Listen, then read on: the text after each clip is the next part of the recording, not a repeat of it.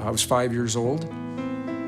I'd been given an electrical toy for my birthday, and I didn't like the toy. But I took the wires out of the toy, and I walked to a wall plug, and I put the wires into the wall plug and held on, burned my body. My face was burnt, my eyelashes, my eyelids, my veins were burnt, my hands were burnt, and I couldn't speak.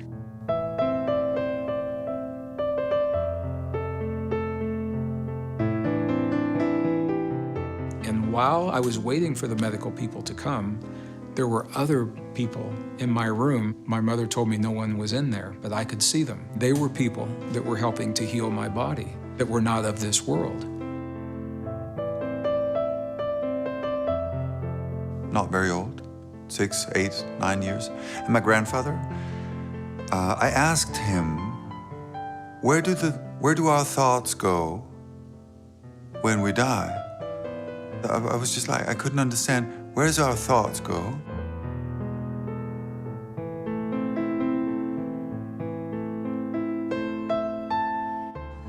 I remember how he looked. I don't remember what he said, but I remember how he looked at me. I could see that. Good question.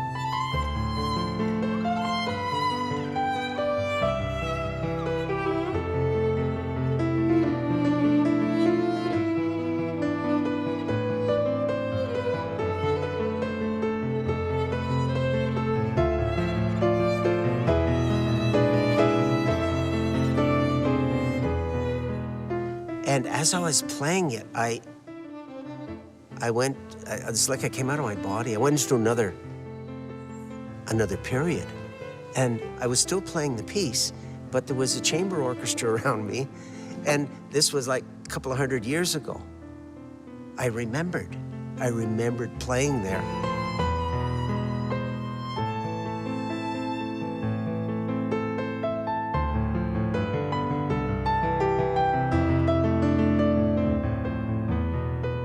Layers and layers of energy, layers and layers of reality coming into this place. I could feel my body filled with this light, and I could feel this impulse of infinite love. It was excruciatingly divine. Do you believe in this?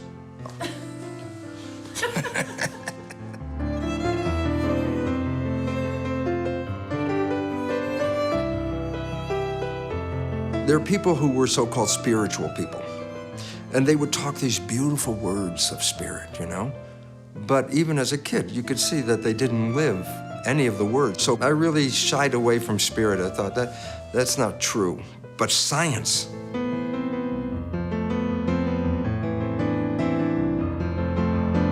I'm not spiritual, right? Until this moment, and I realized, oh my God, where do I come from? The stars. Listen, my background, I'm an engineer. This is what I did for 40 years, 43 years of my life. It's extremely logical, it's very 3D, and everything fits in a puzzle that makes sense. I love that. When I started stepping into the esoteric, all of a sudden, there were invisible things that I could not explain that did not fit into the puzzle.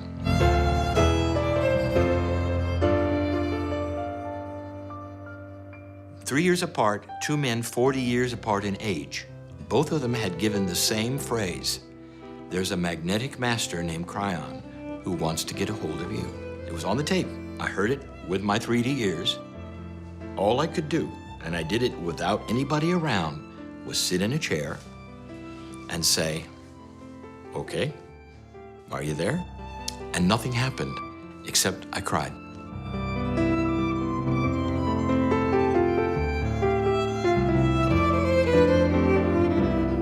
Is receiving information from a very high intelligence given the name Cryon.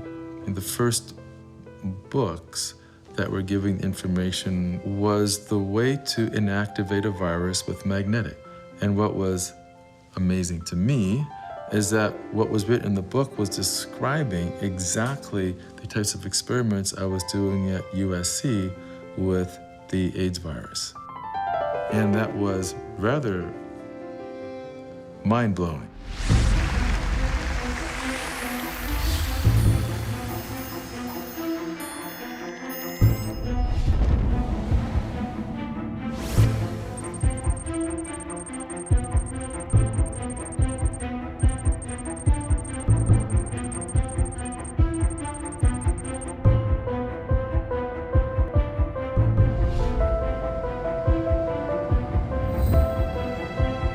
Shalom.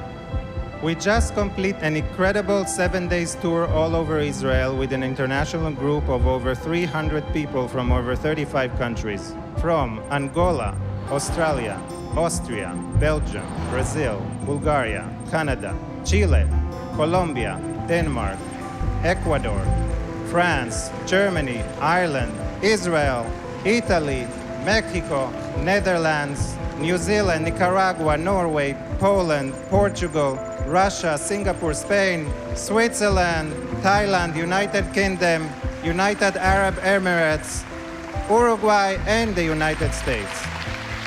I'd like to call Mr. Lee Carroll.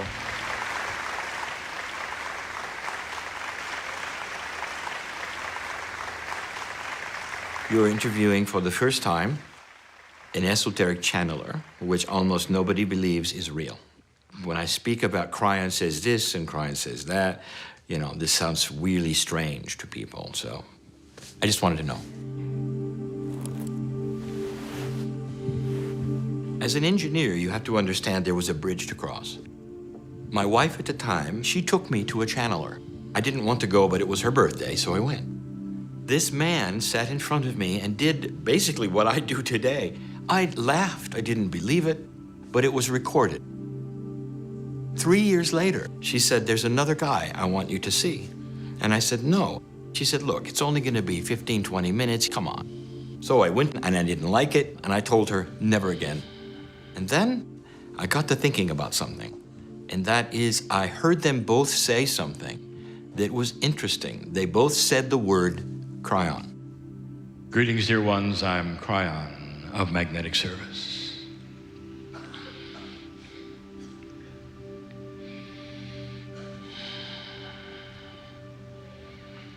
And so now we are in Tel Aviv,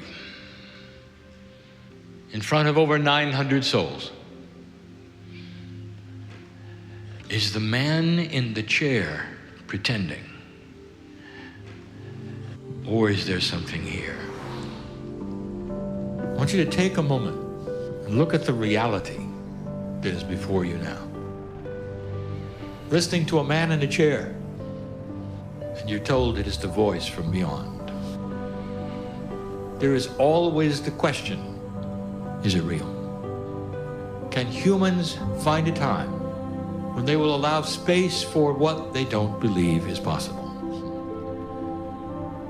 It's not going to take long before your scientists start to see what I'm going to be calling the field. The field is a benevolent, harmonious vibration. And if you harmonize with it, with your consciousness, you activate your cellular structure. Those who could totally and completely harmonize with the field can control physics.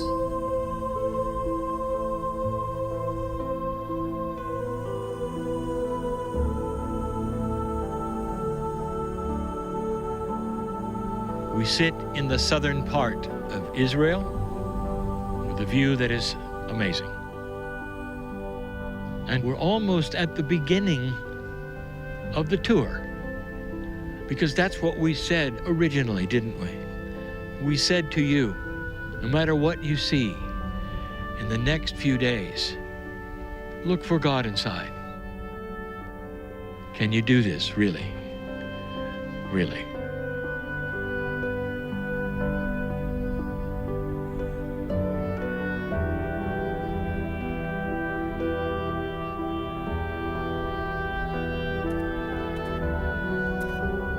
I was born a sensitive kid. I was always aware of that there was something out there. About the age of 40, I was walking on Harrow-on-the-Hill. We lived in London then. Halfway up the hill, suddenly it's like somebody sticks a Cuban cigar in my back. And it's hot, and it's like burning. Even the dog stopped. He looks at me, I looked at him and go, "Ooh, something's happening." When you light gas, you have this whoosh, and it's lit, all at the same time. That's how it felt. I became, within 30 seconds, an electro-hypersensitive. I suddenly have the feeling of like moving fields around my body.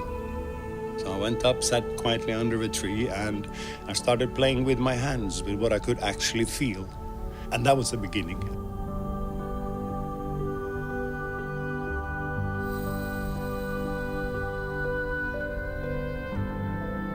You feel hot, cold, tingling, movement, blood flow. You can be pulled, you can be pushed, you can be affected from hundreds of meters. It is not connected to distance. It's the ether, the field.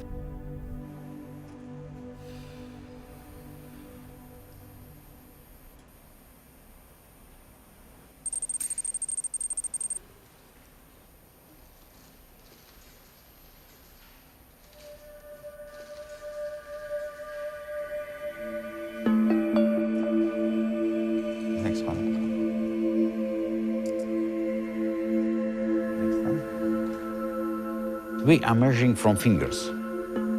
We all light beings. We all emanate photons all the time. So we are emerging light coming from your fingers in electromagnetic field. I invented this instrument about 20 years ago. This system designed for doctors. They can detect very detailed analysis of human condition. My name is Konstantin Korotkov. I am scientist, professor in quantum physics, biophysics, laser physics, atmospheric physics, cosmic physics, medicine, constructing different instruments, more than 200 papers published in peer-reviewed journals, 11 books translated to many languages. So, of course, I was pure materialistic.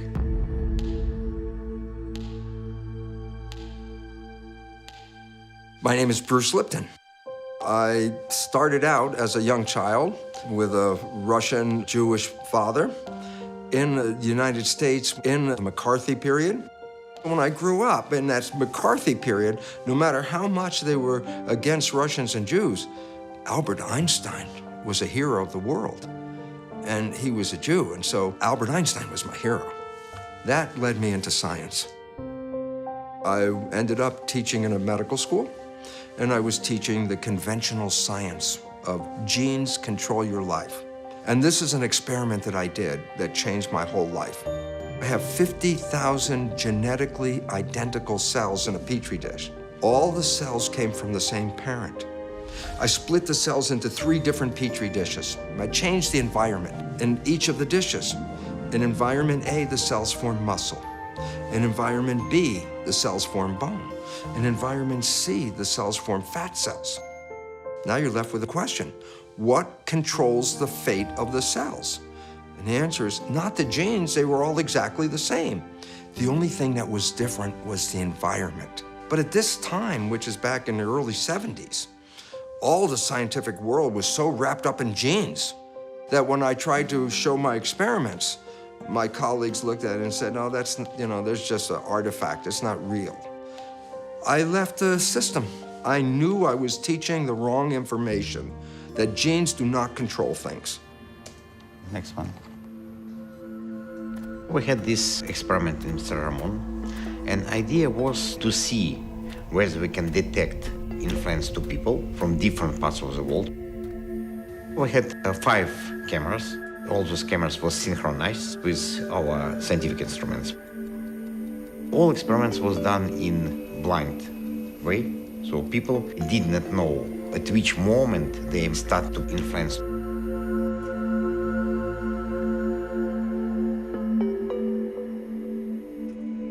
There's layers around the body, and they go from 1 millimeter from the skin and out to a certain field around the body. Between the skin and the edge of that field, there's a lot other more fields.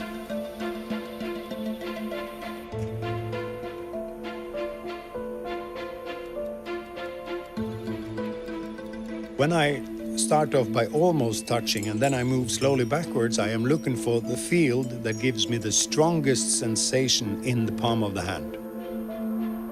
When I find the right field, that field will start pulsing. Now, the pulse to me is just about the most mystical thing in the world, because I have no idea what the pulse is.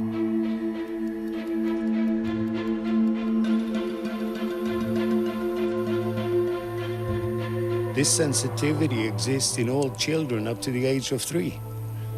And then conditioning, and I'm big, you're small. I'm smart, you're stupid. I tell you how the world is. Yeah, but that, wait, no. I tell you how the world is.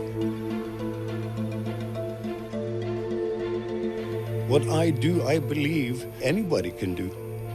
I got 20 years of practice, but you can all do it. There's no mystery here.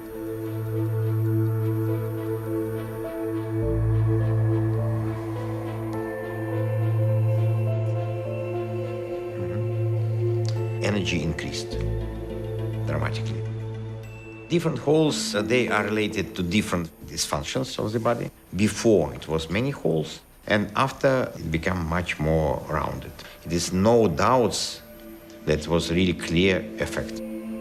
My name is Trum Aronsen. I am a Moxiteca, a closed, open-hand practitioner. I left the system and I started to study quantum physics. In Newtonian physics, we say everything is mechanical. And then we created the picture of an atom, like a little solar system with electrons spinning around. That's a mechanical picture created from a mechanical belief. Nobody saw the atom. That was just an idea. But around 1895, they started to say, what makes up an atom? And they started to find there's something inside the atom. Oh, there are electrons in the atom. There's a nucleus in the atom. They said, oh, smaller particles. But then, as they started to look at, so what makes up an electron? What makes up a proton or a neutron? They found out inside of those things there's nothing but energy. The universe is made out of energy. The physicists call it the field. The field of what? Invisible energy. Energy not seen. It touches you in ways that are fascinating. What is that? Wouldn't you like to bottle it and take it home and analyze it, and you can't? Truly, what is this?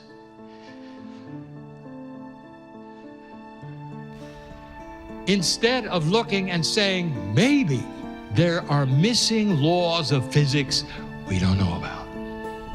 But this is the human propensity. Take what is known, observe what is unknown but there, and place it into the boxes of the known. Even if they don't make sense, even if they're mysterious. Welcome to dark matter. Let me tell you one of the biggest places that you're missing. The place of the physics of consciousness.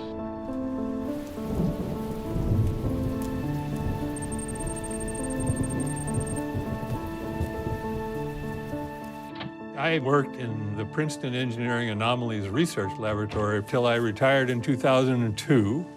But in 1997, I started the Global Consciousness Project. What we have done is to create a network up to about 70 sites around the world. We have a random number generator attached to a computer which collects data continuously. A random number generator is diode and a circuit that pushes electrons through a barrier. We sample a tiny voltage and we convert that into ones and zeros. If the voltage is high, it's a 1. If the voltage is low, it's a 0. We usually gather every second 200 of those ones and zeros. So we have from many of these random number generators streams of data.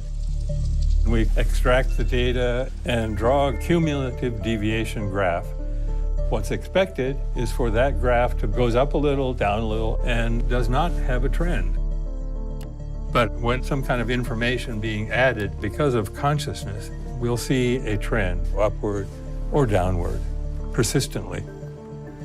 There is a correlation between the state of consciousness a person may have and the way these numbers develop. My name is Roger Nelson. I am the creator and the director of the Global Consciousness Project.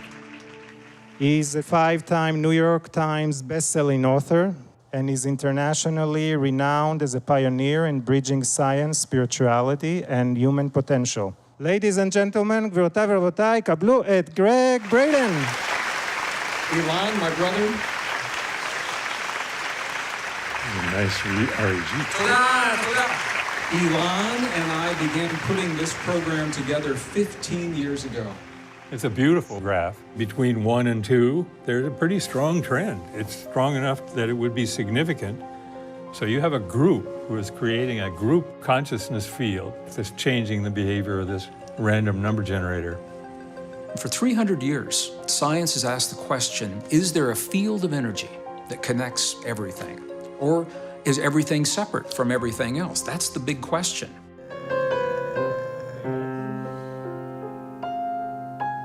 The field is the energy.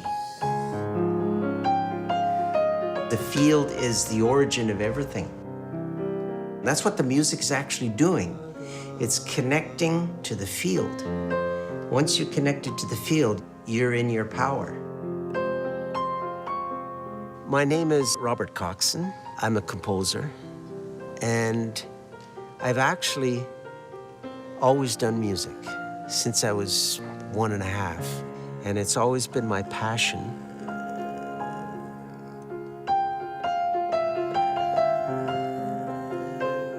I always believed that when I studied chemistry and geology and biology and physics, that what I was doing was understanding little pieces of a greater power. It's just that people didn't talk about it. So I never separated science from spirituality. I asked the question, rather than separating science from spirituality, what if we marry these two great ways of knowing? I am a very stubborn man. The stubbornness comes from years of logic. I believe what I see. I have to find out. I have to know. So I sat down in the chair. I was alone. That is why there was only one avenue that would touch me, and that's my heart. I had such emotion, feeling of benevolence and caring and love I never had. And I realized there's something there. It is real. You still question it.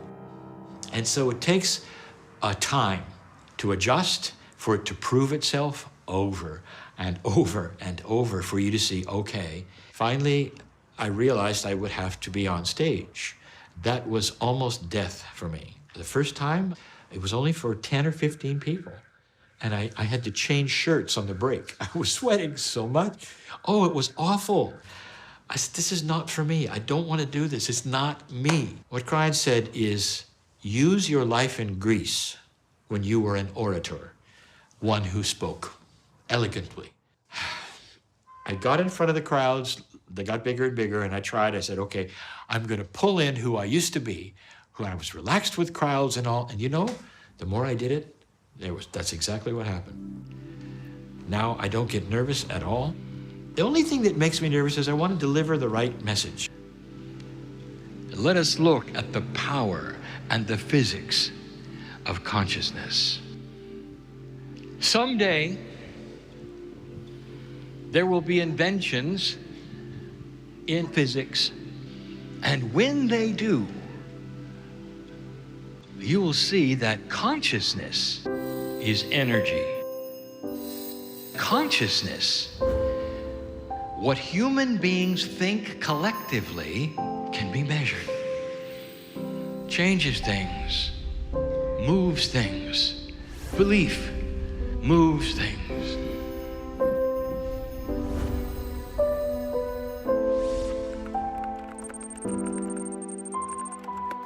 My name is Lynn McTaggart. I am an international award-winning author and journalist, and I've written 7 books. 4 of them have been about science and spirituality. Hi, everybody. I wanted to put the idea that our thoughts are an actual something with the capacity to change physical matter to the ultimate test. And I wasn't really sure this was going to work. The idea was to see whether it's possible to detect changes of parameters of water under the influence of collective intention from other parts of the world. This is our setup in St. Petersburg, Russia. The water sensor is our little bottle of water right there. Bottle of water with sensor. We apply very short electrical impulses to water, and we're measuring response of water, conductivity of water, pH of water, negative potential of water, so it's a combination of different parameters. I developed special sensor, Sputnik. This sensor can respond to human consciousness. We're measuring distribution of standing electromagnetic waves in field, so it's physics. In simple words, we are measuring condition of space depending on amount of negative ions, positive ions, interrelation between them, and of course radioactivity as well, plus geomagnetic field. I turned on this measurement in totally automatic mode, and I left the room, so I closed the door. So I didn't know at which moment they make this influence. In Miami, it was daytime. In St. Petersburg, it was practically midnight. Are we ready? Okay. A deep breath in and a deep breath out. Deep breath in. Visualize that bottle of water. See yourself connecting with it. See your mind traveling all the way over to St. Petersburg and sending attention to that water. Our intention is to send love to this water so that it becomes part of our hearts and becomes pure and more alkaline. Keep feeling the connection with everybody in the room. One big consciousness.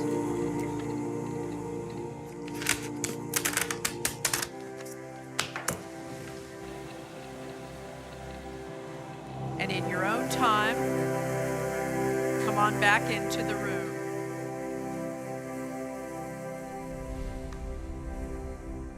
We ran a water experiment yesterday, remember it? We didn't affect pH. We didn't change the light emissions, but we had an extraordinary effect on the environment around that water. Every bar, it is 10-minute measurement. It was an hour and a half, 90 minutes. All of that blue is when it was turned on. All of the green is when I started talking. The red is that little 10-minute window of you doing your intention. Signal had some variations, and then signal tremendously dropped down. It means a calmness, your calmness, have an effect on a little bottle of water, thousands and thousands of miles away.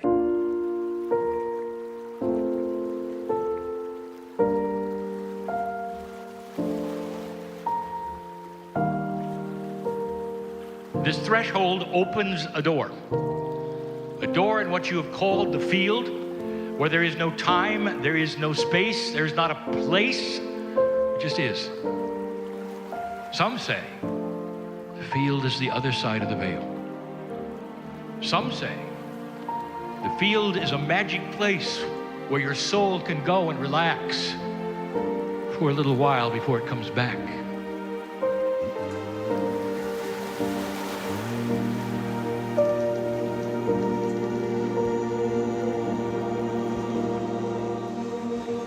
Just keep holding the tone.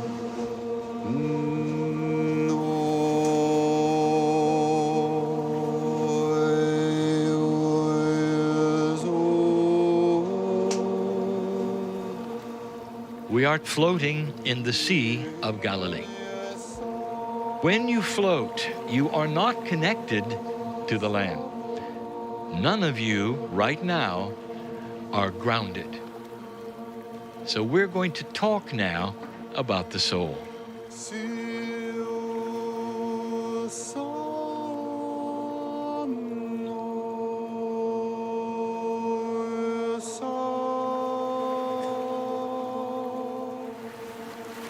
Dear ones, you never die. This is not a New Age belief. Go back as far as you can and find the texts of the belief of those Hindus and those Buddhists thousands of years before your prophets. What was the staple of their belief? The soul returns. Intuitive, common sense, spiritually made sense.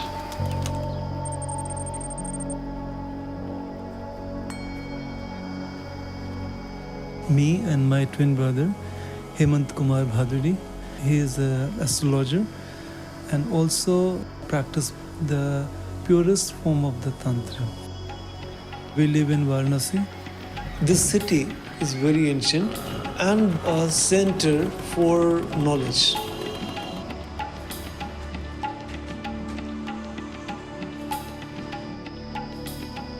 We have collection of 80,000 books and manuscripts in our house that collected by my grandfather. Tantra, yoga, astrology, Ayurveda and philosophy.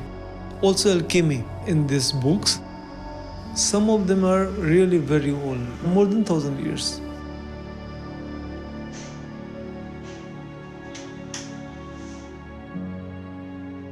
Government of India is helping us.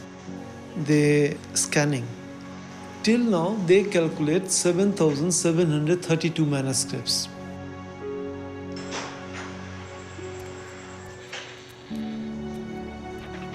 My grandfather, when he was 21 years old, he left everything and started his spiritual life. He did tapa. Tapa means when we follow the divine, when we alone from the society. Even though Sage Bhrigu left his body many thousand years ago, he appears to my grandfather and he blessed him with the knowledge, ancient knowledge, how energy is active everywhere.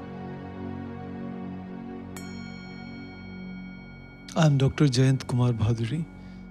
I'm Ayurvedic doctor. I'm practicing Bhrigu Yoga. This knowledge I got through my father, and he got this through his father, Shri Sudhir Ranjan Bhaduri Mahashay.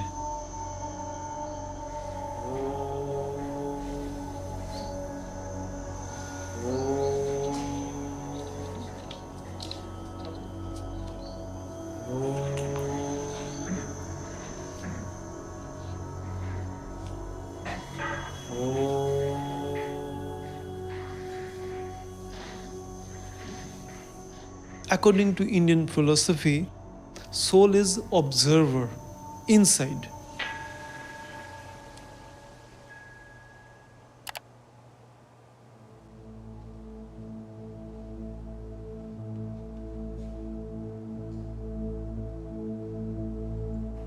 התבקשתי לשבת בשקט במשך כשעה. ידעתי שמתישהו דוקטור בהדורי שולח לי אנרגיה מהודו. אבל לא ידעתי מתי זה מתחיל, מתי זה נגמר, ואם זה בכלל שודר. לא היה לי מושג. This universe is a part of infinite.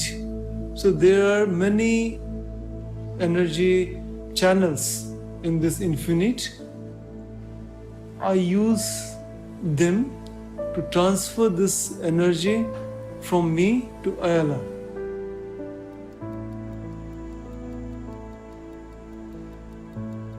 We believe that everything is one. So this one active and activate all energy channels in one form. So Ayala is not separate with me. I feel that she is very near to me.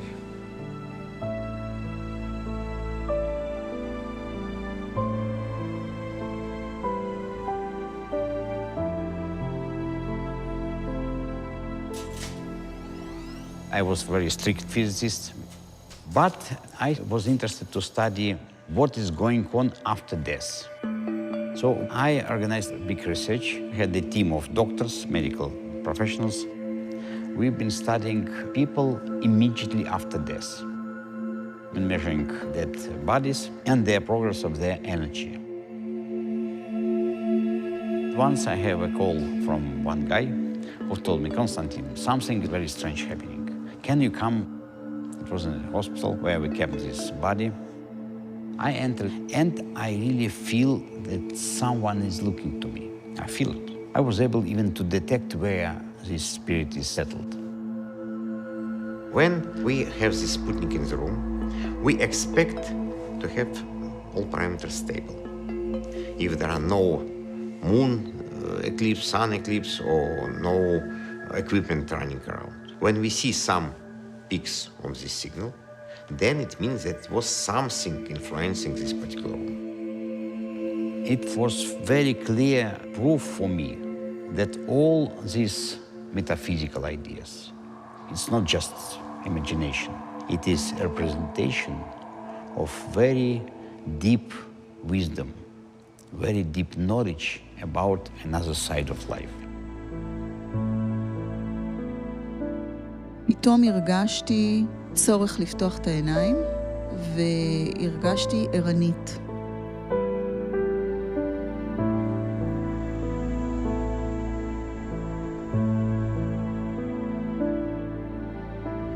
This is measurement from random generator, and this measurement from Sputnik.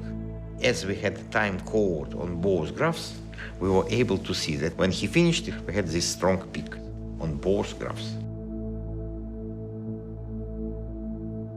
We did this measurement twice to be sure that it's not just random variations. In this second experiment, he enters this increase of signal, then he starts meditating. Again, it's increase of signal, and signal is coming up, then it's coming, then he stops, but signal still is coming up. It's after effect. If you put these two graphs together, you see it's practically the same. Different type of measurement. It's amazing.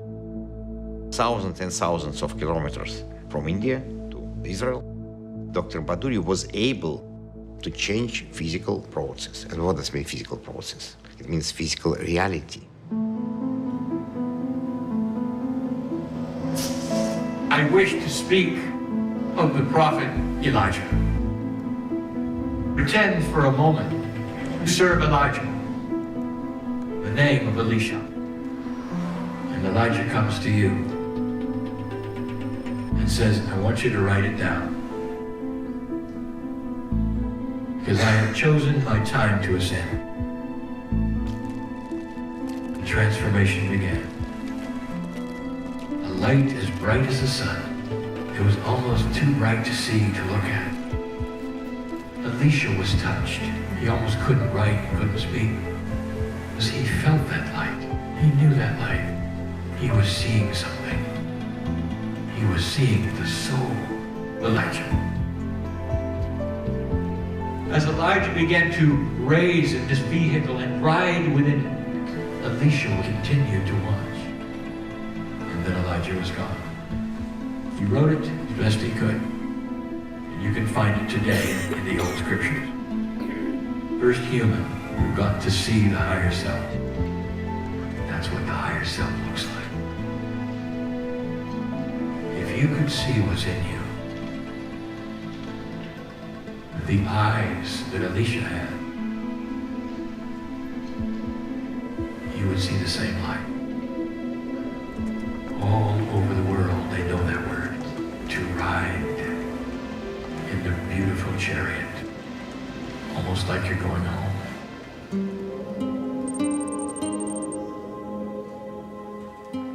I've waited a long time to sit where it happened. Same dirt, same place.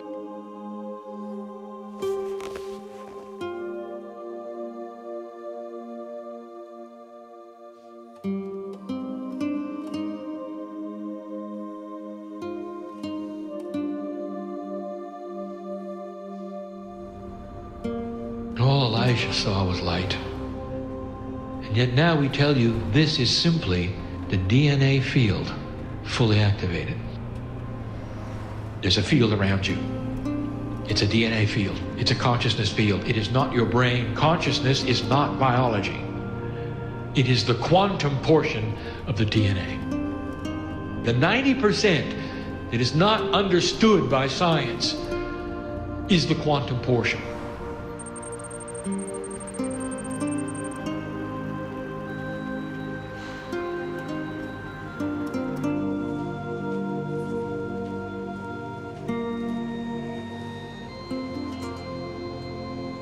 Science very often, unfortunately, goes through dogmas. DNA is one of these dogmas. Only 1% is coding DNA. These are the genes. And for a long time, it was thought that all the remnant of the DNA, 95, 98, 99%, was just junk DNA, was garbage. Now we know that this is absolutely not true. In order to understand what the code is, we have to go to the vibration. My name is Carlo Ventura. I'm a cardiologist. I'm a full professor of molecular biology in the School of Medicine at the University of Bologna. And I'm the director of the National Laboratory of Molecular Biology and Stem Cell Engineering at the National Research Council in Bologna. I was very, very young, maybe less than 10. And I saw my mother, she was sick. I promised myself that even if I could not see what was making her being sick, I will find it and I will cure her.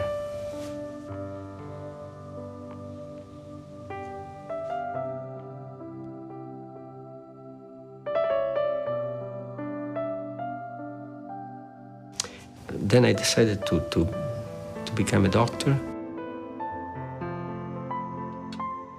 Since I was a kid, I was fascinated by playing with the invisible. Playing with the invisible means playing with information, playing with energies, playing with forces.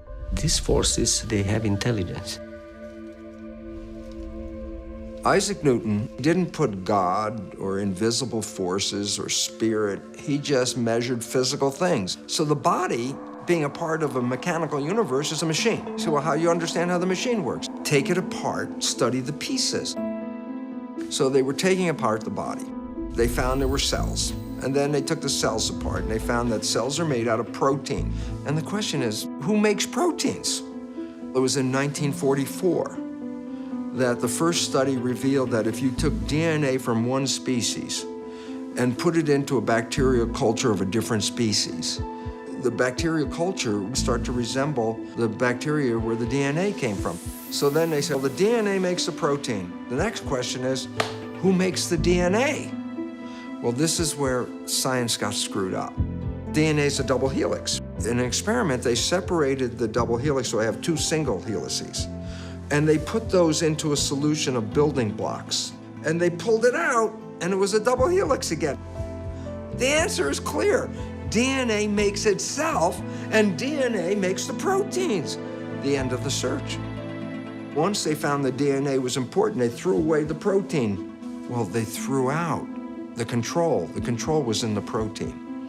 And proteins respond to environmental signals. Inside this the dark area, which is the nucleus, you have 2 meters of DNA. Each folding, each loop of the DNA, that has a vibrational code, it has an electromagnetic emission. It's like flying, it's continuously vibrating. Nothing is stable. Our genes working as a symphony, and that's the symphony of life.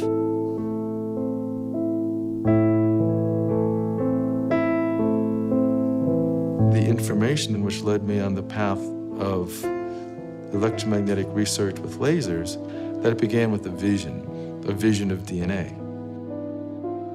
The vision that I had was that DNA is more than just physical chemistry. The information that was profound was that the structure of DNA, coils within coils, DNA was also creating electromagnetic frequency information, and that the DNA in the body was communicating with each other instantaneously like radios. The critical information was that by sending electromagnetic frequency information, we could literally vibrate DNA, instruct DNA, give it the information either for sick cells to become healthy or old cells to become young. You have hundreds of thousands of molecules. They can exchange vibrations across these cables, all over around the field. It's one field. This is chemistry, but it's a kind of dancing chemistry, and you can talk to this chemistry with physics.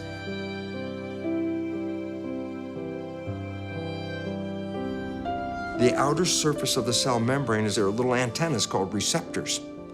And the receptors are responding to environmental signals. This is what changed my whole life in a minute because I wasn't spiritual. I realized it's not the antennas, it's the signal coming to the antennas. I'm like a television set, I'm playing the Bruce show, but the broadcast is coming in. And if the body dies, broadcast is still there, just like a television set.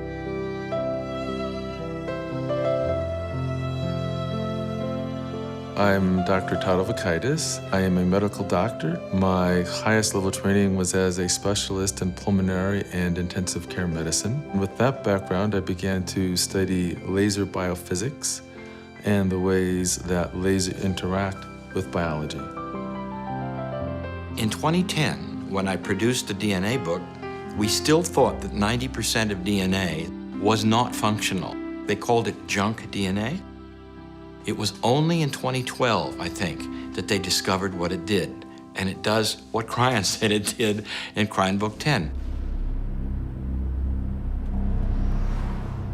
The field is a sub-reality that contains the potentials of everything that exists. The potentials of the future. Precognition is simply the identification of what is already there. It's just not the time for it yet, but it exists. It becomes a little bit difficult to understand the nature of such an intelligence, Cryon. But the information provided is particularly scientific. And I've been with Lee all over the world. I've seen this phenomenon time and time again. It is our ability to tune our hearts and minds into an energetic field in a way that allows information to be conveyed from one realm to the next. You can pull that information from the field. Intuition means you've tapped into the knowledge that has been stored in that field. The really good pieces, I don't feel that I'm writing them. And if I look at my CDs, and the most magical pieces on there, I have a very hard time saying, I, Robert Coxon, wrote that. It's coming through. I don't know where my hands are gonna go, but they go to the right place, if I let them.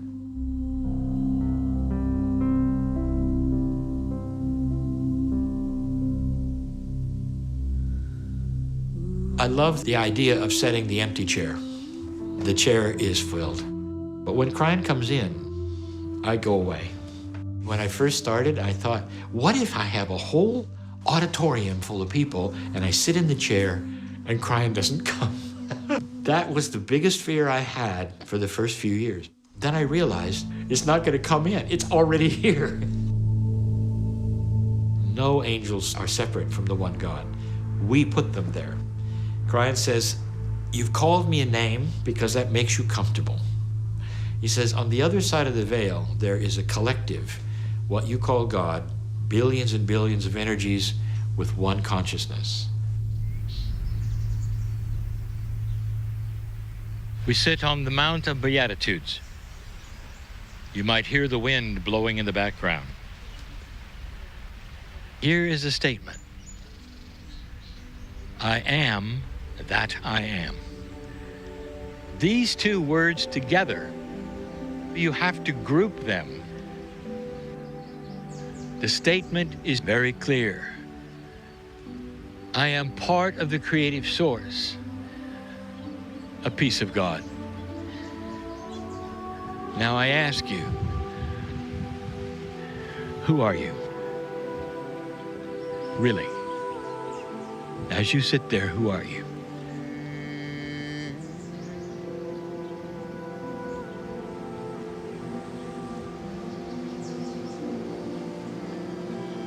My name is Peggy Phoenix Dubrow, and you're asking me, who am I? I woke up when I was 22. That defines me. I was raised Christian, and I had learned that God was my father in my religion. But I didn't feel this love. My own childhood, I came from a pretty dark and dirty place. My father, he was a paranoid schizophrenic alcoholic, and he was very abusive to my brother and sister and I was the oldest. That's what drove me. I needed to know God the Father. So I sat quietly in the living room and I wrote, I want to remember God in every cell of my body, in this time, in this place, in this moment. It was like veils of reality fell away. Layers and layers of energy. And then I could feel my body filled with this light and energy. I only knew I'm in this space that I just experienced the most exquisite divine love ever. And I just wanted to share it, and I just wanted to tell people God is real and God loves us as we are. The first thing I did after having that experience is I went to the elders of my church. The elders of the church said, we know who you are. We know where you live. We know what your life is like. You're dirty. Why would God talk to you? There was just no way. So I went quiet, and then I began to study. 15 years in deep study.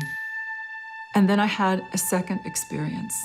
And this light structure started to radiate out, and the structure of the lattice showed itself. So it's fibers of light and energy. It's an extension of our sympathetic and parasympathetic nervous system that has feedback loops, infinity feedback loops that radiate. It is a system in our energy anatomy, like an energetic skin. And I started to see the lattice in people's energy fields. I've learned how to read the fibers of light and energy and what they have to say. We are light.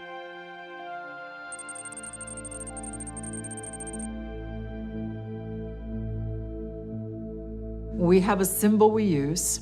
You make the symbol, the person doesn't know. It's like an antenna just telling the universe, beep, beep, beep, beep, beep. It dials up a resonance within you and within the person you're working with. It's a vibrational frequency that Divine Matrix understands.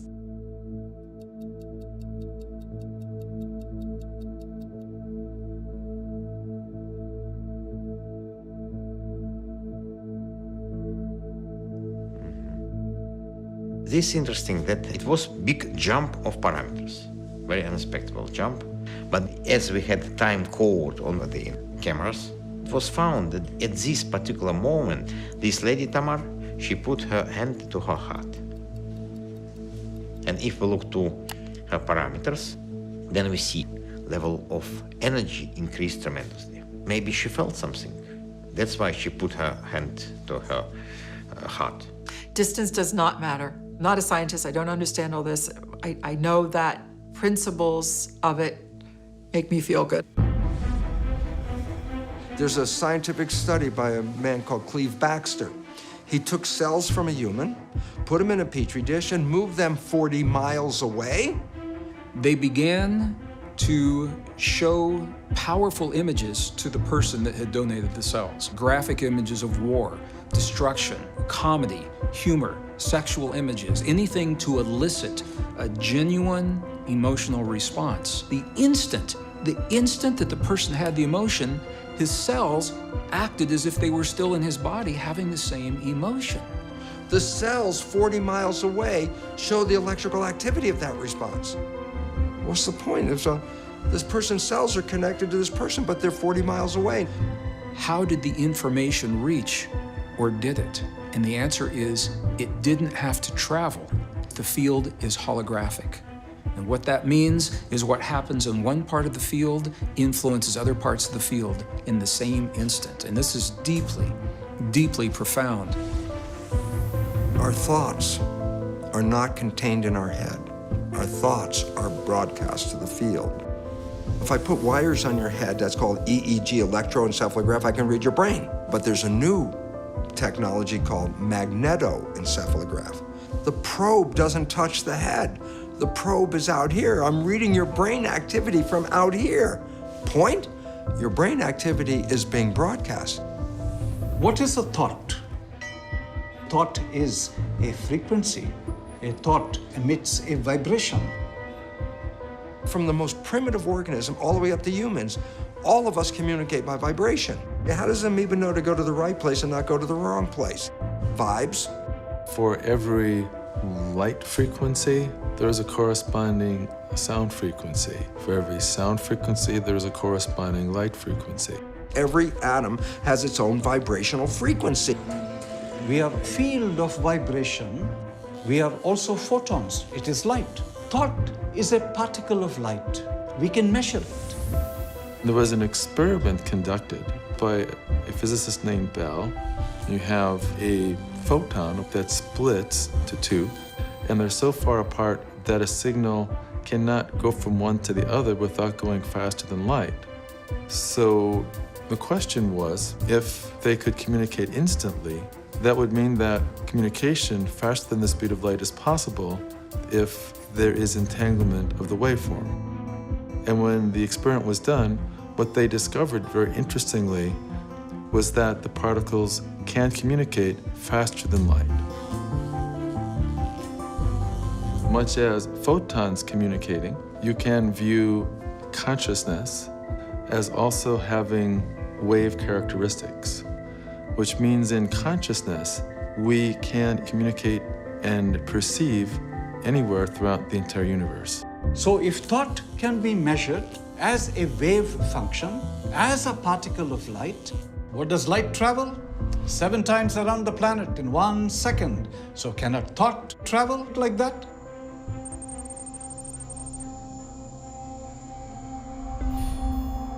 My name is Krishna Madhapa. I run an Institute for Science, Spirituality, and Sustainability in the US. My education has been engineering sciences, mechanical industrial engineering, biophysics, and psychoneurobics. That has led me to deeper understanding into the sciences of light.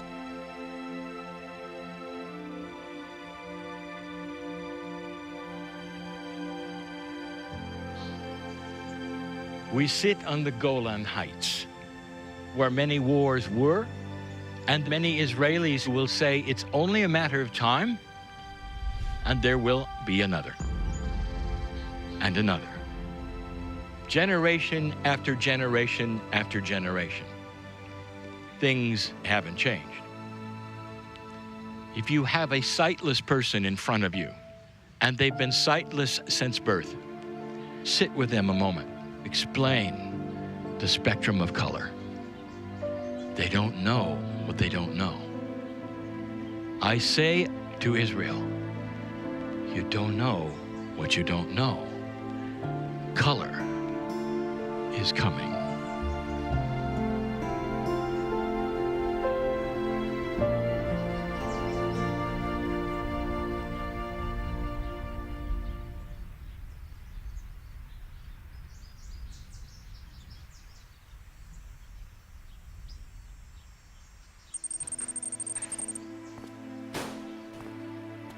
When I was 3 years old, I was kind of drug off to our local community church. I can remember my little feet hanging over the pews.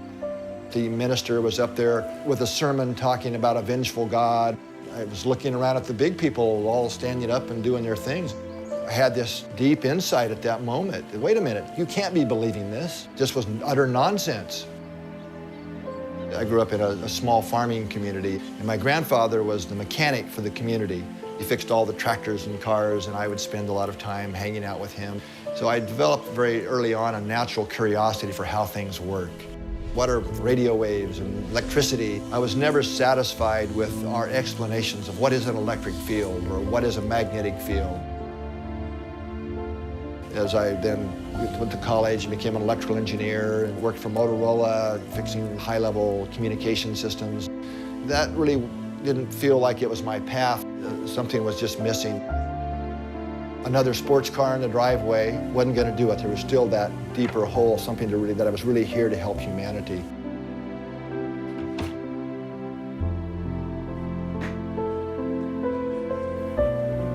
I deeply understood, not just mentally, that it's about consciousness. It's not about technology.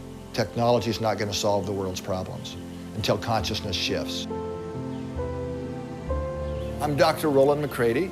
I am Director of Research at the HeartMath Institute. We sent a number of these devices to Israel. A number of people wore them at the same time, so we could see how their nervous system responded to these different activities, whether it was meditating, singing, being in parts of channeling sessions, and so on.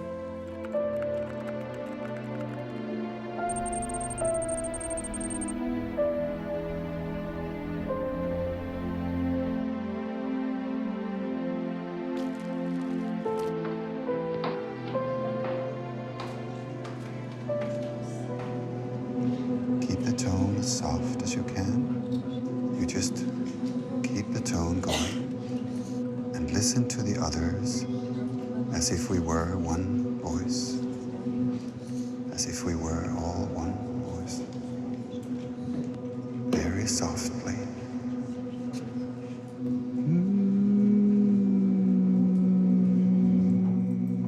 If we look at this graph here, we see that during a meditation, the 4 people here that were being monitored at the same time, there's a lot of differences during the meditation, but really interestingly, after that, when some singing was going on, we see a very clear change in the patterns of 3 of the 4 people. Very nice period of coherence occurred. Coherence has a very unique pattern. It's a very distinct, different pattern than the rest of the rhythms. We know from many, many studies over many years, close to 400 independent studies now have shown it is a very beneficial state. Blood pressure is reduced. Hormonal balance shifts to more positive ratios. Keep that tone. It's really when we have heartfelt emotions of connection with others, love, care, compassion, these positive, regenerating feelings take us naturally into this very optimal state that we call coherence. I can share who I really am through music, my voice. Just be able to close my eyes and go in that space. For me, it's more like it happens now, right now.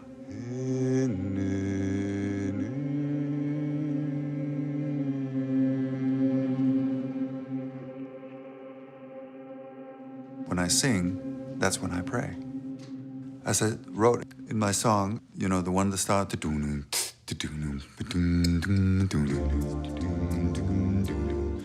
Something's going on that I can't explain. No matter how much I use my brain. My name is Anders Holte. I'm from Denmark.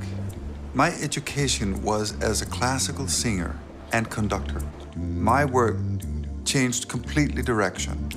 1991, I had a professor. She devoted her life to voice work with people. One evening, just all of a sudden gave me a book. It was a book like so many books that talks about the possibility that there is a greater universe, a greater existence happening beyond just this 3D world. And I was reading this and I was crying and crying and crying and crying because it touched a point in me as if someone had recognized me.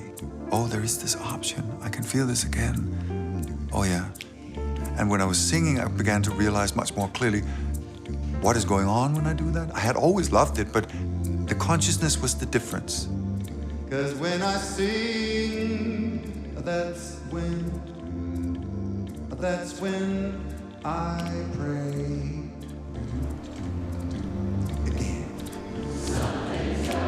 Oh, right. All right. Is this beautiful? This is John. Where are you? Good question. We're in the field. This is John. We found our scientist. How cool is that? So I think we can...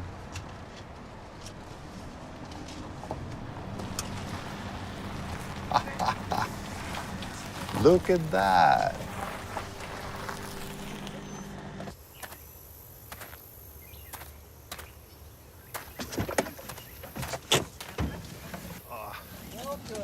Oh, thank you. Hey, John, we made it. How are you? This is good to see you. Man, this is good. Oh, Good to my see God. you. I can't tell you how glad I was to hear your voice here at the end. Wow. Christina, how are you? Wonderful to see you. This must be the most beautiful located laboratory in the world. I don't know about that, but it's certainly a beautiful spot, isn't it? Oh my Wow. God. I'm looking forward. Oh, this is fantastic. It all started back at the Great Pyramid in 1997. 3 weeks before I was due to go out to Egypt, I severely injured my lower back. I thought I would have to cancel the whole mission, but somehow I managed to get into the pyramid. Other people carried the equipment. The experiment that was designed was to make visible the resonances in the sarcophagus. I set up the experiment, then I stretched PVC membrane across the open top of the sarcophagus. Then I sprinkled sand on the membrane, and when we switched on the sound, this is just pure tones, electronically created tones. A whole range of ancient Egyptian hieroglyphs started to appear in the sand. First one was the hieroglyph for backbone or spinal column. It was writhing about like a snake. Antiquities inspector, he was like, "How you do that? How you do that?"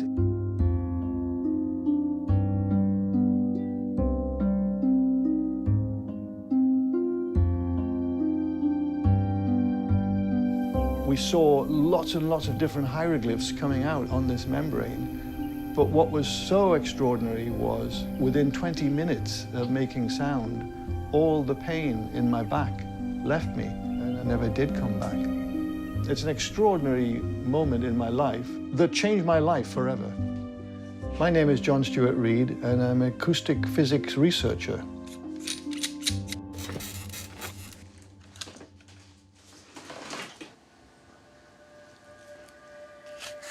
Pythagoras said that music could be used in place of medicine.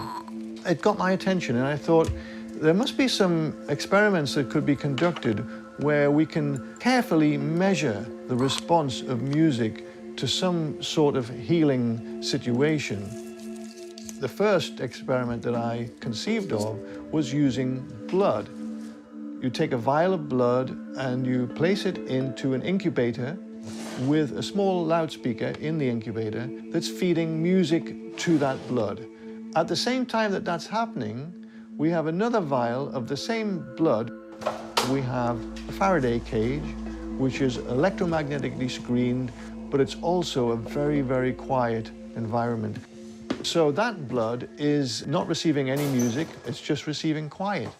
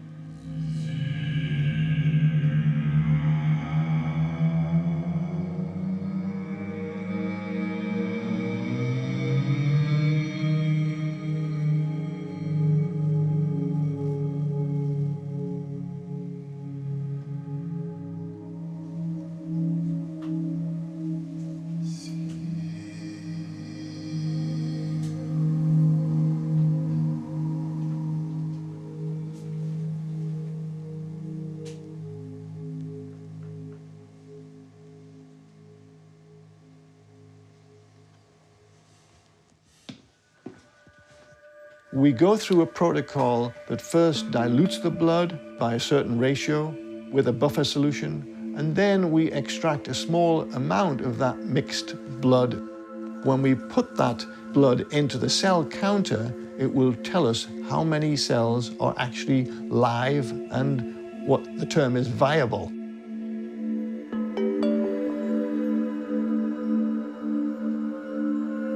The cells in the Faraday cage have not fared very well at all. Mostly dead. But if the cells are dead, that means that the cells from the tube that got exposed to my voice, they'll be dead too. I mean, it's the same blood. I think we should probably repeat that, though, and see if we get the same result. Let's try counting the cells.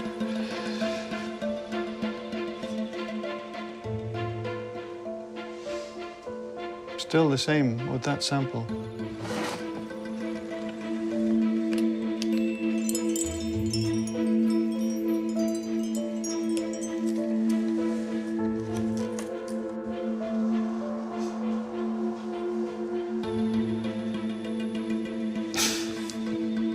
I hope you can see this.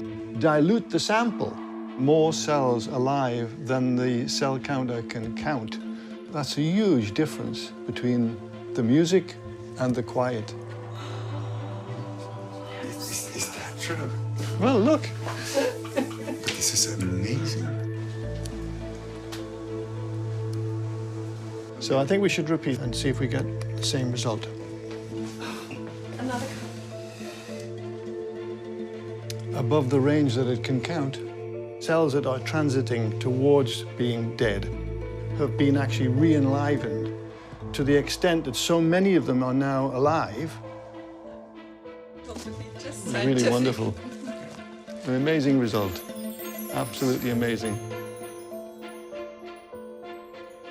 When we have a heartbeat, it creates a pressure wave, and that allows the hemoglobin molecules take in some oxygen from the blood.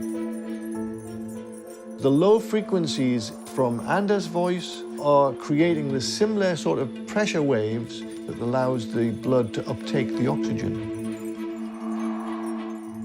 People say, okay, Bruce, you're studying cells in a plastic petri dish. What does that have to do with me? It doesn't make a difference to the cell if it's in a plastic dish or a skin dish. It still responds to environmental signals. So the environment is controlling the cells. But between the environment and the cells is the mind, and that does interpretation. If you open your eyes and see someone you love, your mind interprets love, and you release beautiful chemicals. Dopamine for pleasure, oxytocin for bonding. If I take the chemicals from a brain that perceives love and put them into a plastic petri dish, the cells grow beautifully. If I take the chemicals from a brain that perceives fear, the cells stop growing and they start dying. So you're the one whose thoughts change the chemistry, and the chemistry controls the genetics. So all of a sudden, you're not a victim of your genes, you're the master of your genes. We are on Mount Hermon, and it allows a view into Lebanon and Syria. Not too far from here, a dark army without borders. Consciousness you have carried around for eons and eons, and the darkness that you have seen could fill libraries. Where do you take your cue from? I'll tell you, from the past. Isn't it time to change that? You can change the past because of what the future holds. It means that the consciousness that expects a good future will back up and change that energy that says you're nuts. It's gonna happen again. It's gonna happen again, because it always does. Things that are happening in the future can change the past. Did you hear that? We were able to send these cells back in time. So this was our experimental model. We grew cells for more than 3 months. This is a critical point where the cells are completely aged. They're not able to do anything. They start to die. we found is that exposing our stem cells to radioelectric field, we were able to send these cells back in time. And the cells started to proliferate again and to differentiate again. That means making our cells baby again. It's like a time machine. Sound, magnetic field, light are all diffusive energies. They can pass through the bodies. Our work has involved creating a new type of laser technology. We can take the waves that start out coherently and redefine their movement such that the waves are now exactly out of phase.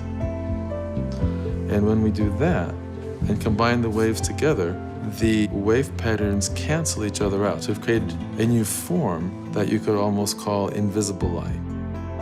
When the laser is constructed in this form, it goes much more deeply than ordinary laser. Instead of stopping at the skin, we can go deep into tissue. Our earliest experiments particularly involved working with HIV. In studies done at the University of Southern California, we completely removed the virus with no harmful effect upon the cell. Our work in Africa has taken that further, creating a combination of nutrition plus waves with extremely good results. Our most impressive case, a patient from South Africa who had virtually no immune system left, a normal CD4 count, under 200 is AIDS, and this patient started at a level of 23. 6 months later, there was no detectable virus. Following him for 5 years, his immune system recovered to a high normal 1100. The viral load was undetectable at that point.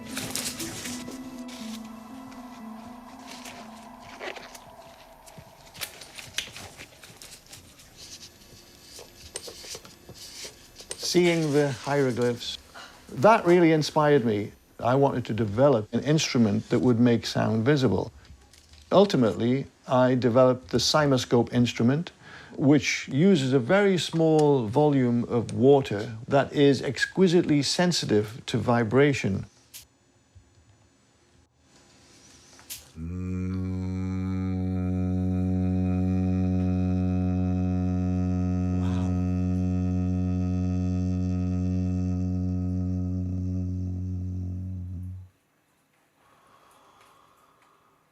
When any beautiful sound enters into the water, what I see every day is a beautiful image. Beauty begets beauty. We are 90% water. Think about the membranes around every cell in our bodies receiving a beautiful pattern, a harmonious pattern. Those cells are all going to be beautifully massaged and feeling, wow, we're being supported here. And there's a very clear change when you compare a healthy cell sound with a cancer cell sound, which produces ugly pattern. So it's a whole new science. Yes, it is.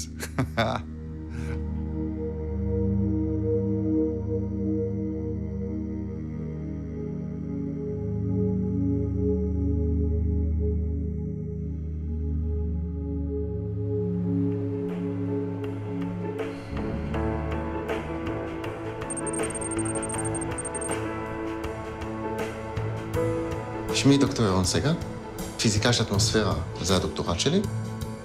ב-2001 נולד לנו בן שני, ליר, יהיה לו דלקות בעיניים, שחיקה על הקרנית של העין. זה אמור לכאוב כאבי תופת וזה לא כאב לו בכלל.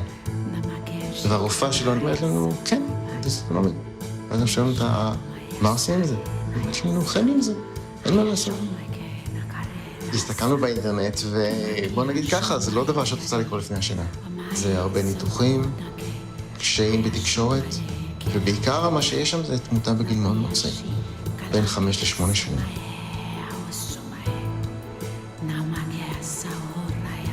אנחנו קוראים לו שודו, בתור כינוי.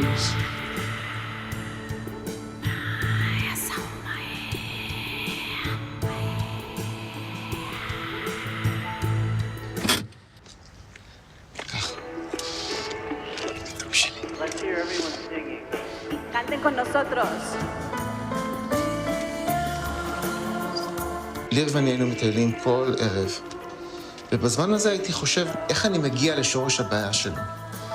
לקחתי את הפיזיותרפיה, והבנתי שמדובר בתהליך שמשדר אנרגיות נמוכות, תהליך מאוד מאוד מדויק, שהוא מכוון רק למערכת הספציפית שאותה אני רוצה להפעיל. ומזה הגעתי לתדרים. באיזשהו שלב עלה הרעיון של אם יש פעילות מוחית, היא משדרת החוצה בתדרים מסוימים, אני יכול לשדר פנימה את אותם תדרים, ובעצם להפוך את התהליך הזה.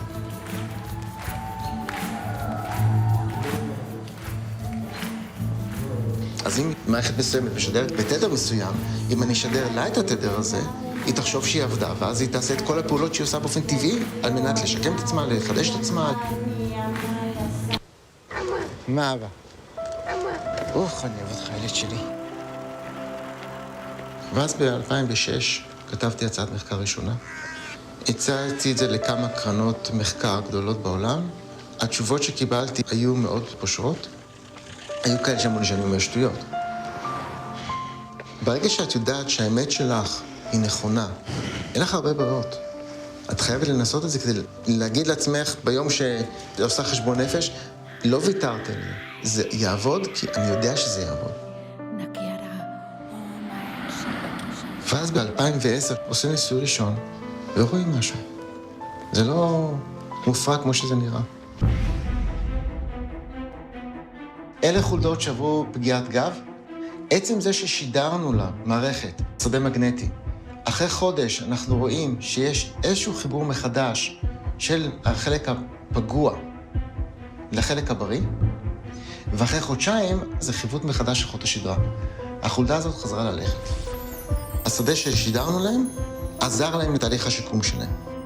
היה לנו שני מטופלים, אחד מהם קיבל טיפול ואחד מהם הסכים לא לקבל טיפול. הבחור הזה לא קיבל טיפול שלנו, לכן בעצם רואים שהסיבים מתחת לאזור הפגיעה כמעט ונעלמו אחרי 4 חודשים.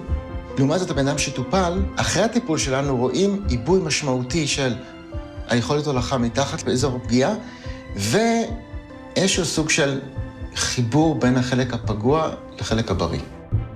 בעיקרון אמרו לאותו מטופל שהוא לא יכול להזיז את הרגליים אף פעם. בסוף הטיפול הוא גם יצטרך להזיז את הרגל. גוגל התלהבה מאיתנו כי אנחנו הלכנו עם מתודה מאוד מאוד קשוחה. אנחנו צריכים לגלות איזה תדרים מתאימים לאיזה תפקוד שאנחנו רוצים, וכשאנחנו לוקחים את זה לניסוי קליני, ומוכיחים שזה אכן עובד. בטח, כל העולם יגיד לא. לא, אני אומר את זה הרבה פעמים. כל העולם יכיר לו תודה. כי אם זה לא היה זה לא היה. It's a human cardiac cell, contracting, beating. By this sensor, we are recording this trace here. It's a vibrational code.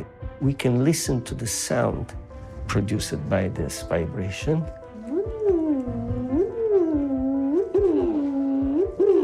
When this sound was given to non-differentiated human stem cell, after 2 weeks, the cells transformed into beating myocardial cell.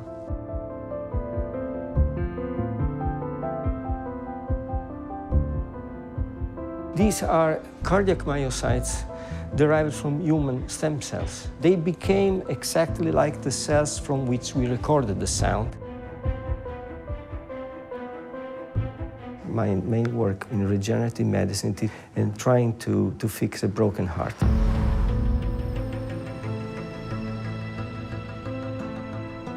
You see, the field is all around you. Field wants harmony. And what that truly means is that unbalance in your chemistry will result from unbalance in your personality. You've heard everything that I have had to say about the beauty of compassion and what compassionate action means, and you listen and you listen. There are those who said, well, I'd like to harmonize, but I've had a whole life of a habit. This is just the way I work. So right behind your forehead is a lump of brain called prefrontal cortex. This is the conscious mind. The conscious mind has wishes, desires, aspirations. What do you want from your life? Creative. Conscious mind is about 10%. The rest of the brain, 90%, is called the subconscious mind. The subconscious mind is primarily habits, and the fundamental habits didn't come from me. The last trimester of pregnancy and the first 7 years of your life, your brain is operating at a low vibrational frequency called theta, and theta is hypnosis. How do you learn to be a member of a family, in a community, in a culture? You watch other people. You focus on your family, see how they do everything. You learn from everybody else. So the programs that you get for the first 7 years are not yours. They came from other people, and they pass that on to you. But the problem is, it's not just the previous generation, the generation before, the generation before, so we pass down through the family. Here's the problem, big time. Science has found that 95% of our life, we're thinking. When the conscious mind is thinking, it's not paying attention. When the conscious mind is not paying attention, the subconscious program is the default. Well, if you understand that, then it says only 5% of the time you're running your life with your creative mind, the wishes and the desires and what you want. 5%. 95% of your life is coming from the program. Yeah, but the program is not your wishes and desires, it's other people's behavior. 95% of the day you are playing programs that psychologists tell us are limiting, disempowering, self-sabotaging. All of us. Every one of us, every day, plays programs that we don't see, and they're not ours. All we see is the result. And we go, oh my goodness, this is not what I wanted. Yeah, but this is what you created.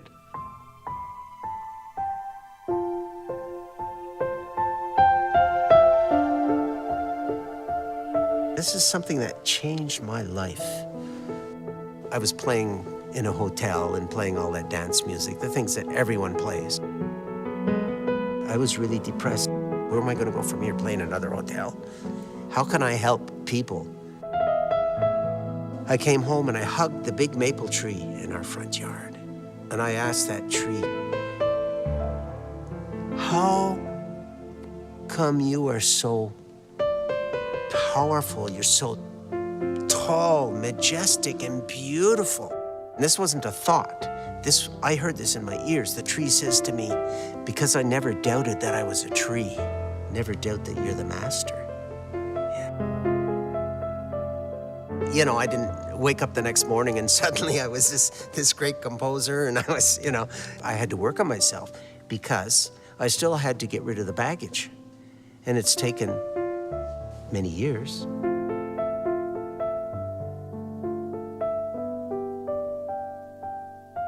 How we limit ourselves. Oh, I'm too short for this. I'm a woman, I'm not a man. No, if you say something great about yourself, you're recognizing the God within, and that's so important.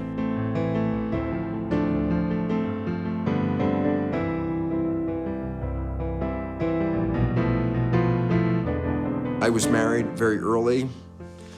I was too young. It didn't work out. I was there 10 years, and at one point it's like, out. And it was so painful to get out that every day when I would shave, I would go, I'll never get married again. I'll never get married again. So 17 years. Then I ended up meeting my partner, Margaret. Every time we'd go on a date, I would say, if you're looking for a relationship, it's not me. But if we have a good time today, then we'll probably go out tomorrow. At some point, we both started living day by day. We're living in the honeymoon, life is beautiful, everything is great, heaven on earth, and I'm thinking about going to do my job. She comes up and asks me a simple, loving question. And I turn around and go, blah, blah, blah. And she looks at me and goes, who are you? I didn't see what I did, it was automatic. Oh, yeah, I was doing my father. Oh, no, I was doing my mother. Oh, no, I could see it. Both of us, knowing about the subconscious, not getting into arguments about it, we both started to understand we could change these behaviors. I've been living with Margaret in a honeymoon state for 18 years. Not just that my relationship is beautiful, my life has become beautiful.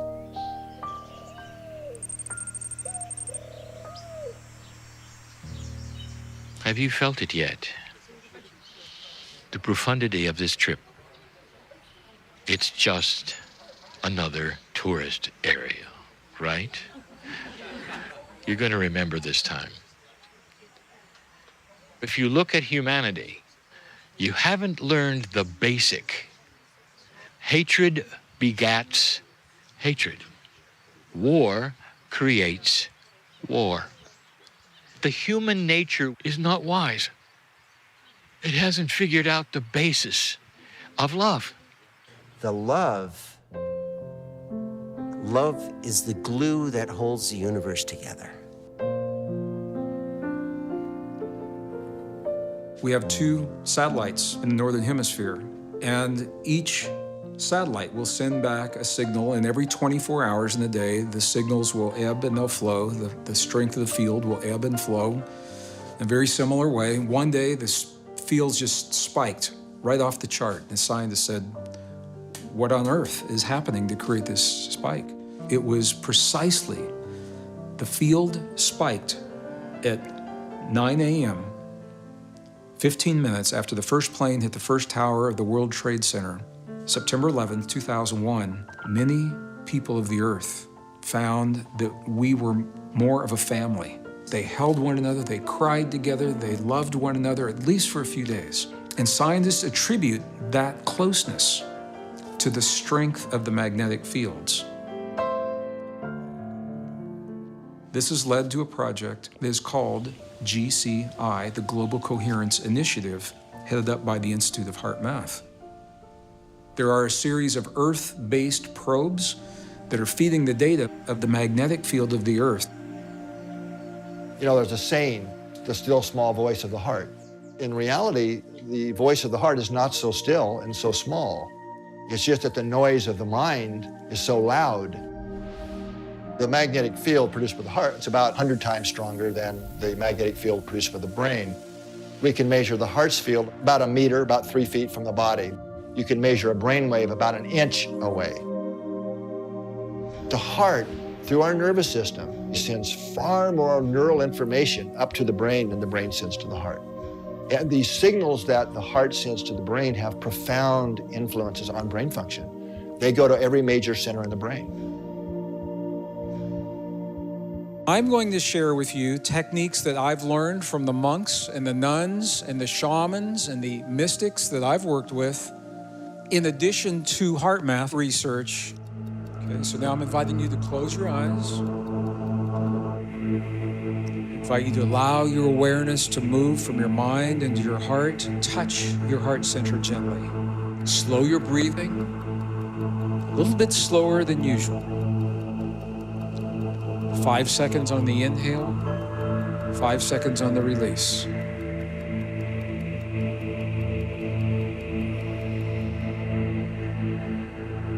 Five seconds on the inhale. Pause. 5 seconds release. You're creating a very, very sacred space in your body. It's the connection between your heart and your brain. When we can create coherence between the heart and the brain, we create signal that can be measured electrically, 0.10 hertz. It's a very low frequency. When we get coherent, physiological, lots of things we can measure how the heart and brain are becoming more synchronized, but we're also accessing intuition. When we are in optimum coherence, we are connected to the magnetic field of the Earth. So we don't necessarily have to go to quantum effects and all of this. We all live within a magnetic field here on Earth. Our heart's magnetic fields are coupled to the Earth's magnetic field, and it's the big carrier wave. We're doing some innovative experiments to ask that question and prove it. So one of the first studies in California, Some of the volunteers were in the southern part of the state, some in central, some in north, and they were going about their normal lives for 30 days. What we found is this group of people's heart rhythms was synchronized, a slow wave synchronization. How can this be? The only thing that could explain it was if they were synchronizing to a signal that they were all exposed to. And that turned out to be the resonant frequencies in the Earth's magnetic field. The next question was this happening globally? So we had groups of 20 people in 5 countries: California, Saudi Arabia, Lithuania, New Zealand, and in the UK. We had all the groups around the world do the meditation together at the same time. 15 minutes, the group globally became more synchronized in their local groups to each other, but they also became more synchronized to the Earth's magnetic field in a significant way. In fact, the data has even surprised us that we are far more interconnected and synchronized with the Earth's magnetic fields than we ever would have predicted.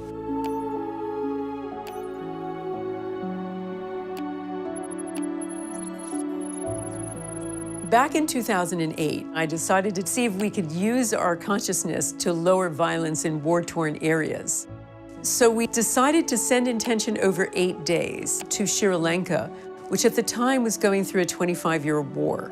You can scroll down this page and look at the data of the peace intention in Sri Lanka.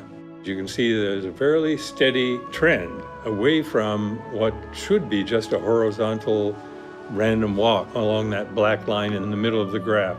What is the significance of it being sort of under the line? Does that mean anything? We've seen that numerous times. In fact, it's now become a kind of prediction that we make for great mass gatherings of people. The really weird thing about this is that people aren't gathered.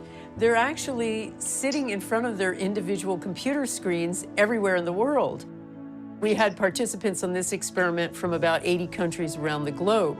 What was really interesting was that a few months after that, that 25-year intractable war was over. Did we do this? What you need to do in order to start claiming that maybe consciousness had an effect is repeat over and over and over again. So we replicated it for the first time in 2011 to mark the 10th anniversary of 9/11. We'd send intention to lower violence in 2 southern provinces in Afghanistan. What did you find? We found the same, Lynn.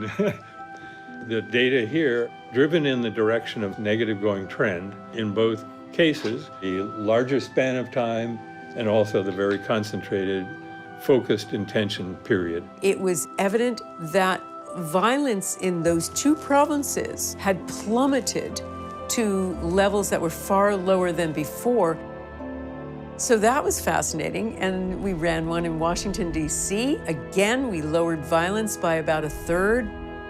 That was just really confirmed again in September, October 2017, sending intention to lower violence in an area of St. Louis, the most violent street in America. In this case, we have a little bit of a positive trend, but then it takes on the very characteristic negative trend that we've seen for these kinds of experiments. A professor of statistics, Dr. Jessica Utz from the University of California, she provided an analysis. Crime went up in 3 areas. The only thing that went down, and went down hugely, it was by 43% compared to the year before, was violent crime in our area of focus, Fairground. It really says a lot about what group mind could possibly be. Everybody has always understood that we're connected in this way. Consciousness is not just an electrical activity in your head, but it is a kind of wonderful composition of heart and mind and soul and spirit. When you put that all together, what we find is that science, using the best techniques of the 20th and now the 21st century, has borne out the deepest truths of our most cherished and ancient spiritual traditions, saying we are connected to one another, we're connected to all things, and what we think and what we feel is important in our lives, it's important in this world.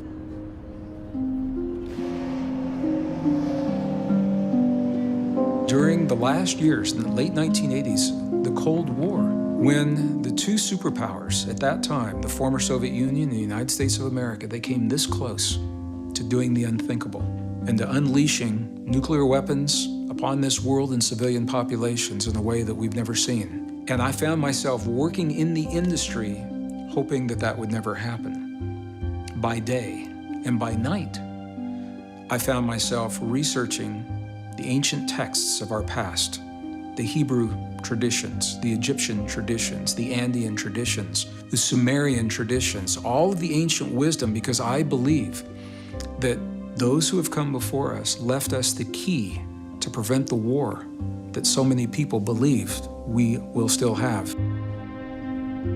For that reason, my journey has taken me to some of the most remote, isolated, magnificent, pristine, beautiful places remaining in the world today, in the monasteries, in the libraries, and with the shaman and the healers, where they preserved the wisdom that we're only beginning to understand.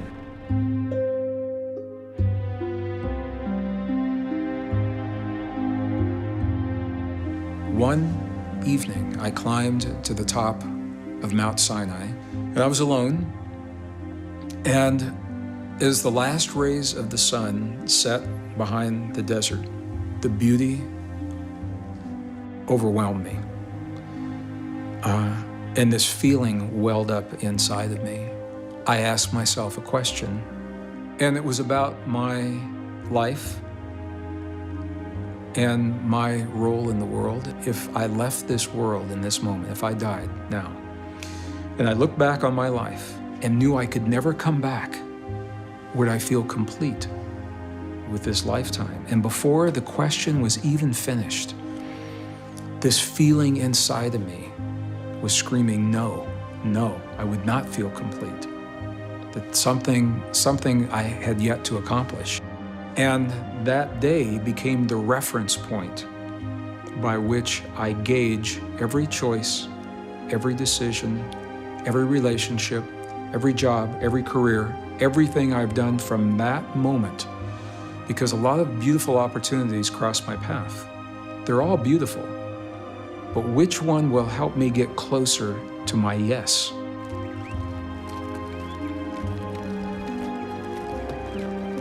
We now come to Qumran, the place where over 960 documents ultimately were found. Some of them 2,200 years old. One of the most powerful documents, the War Scroll. It says that from the time the first humans have walked this earth, there have been beings who are what are called the Watchers. The Watchers are the ones that record with objectivity, the sons of lightness and the sons of darkness. In the end, one last great conflict between darkness and light. And the texts give us a choice. Will we perpetuate this cycle of darkness, suffering, and war? Or will we wake up and choose a new cycle, a cycle of peace and cooperation? They always give us a choice. Will we choose peace?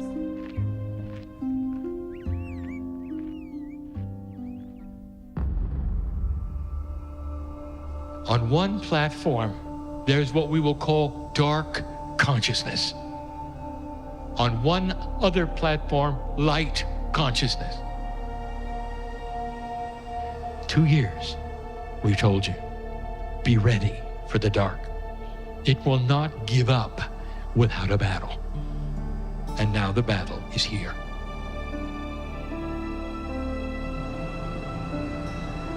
It's all over the news. Everything that they are doing is calculated to scare you to death.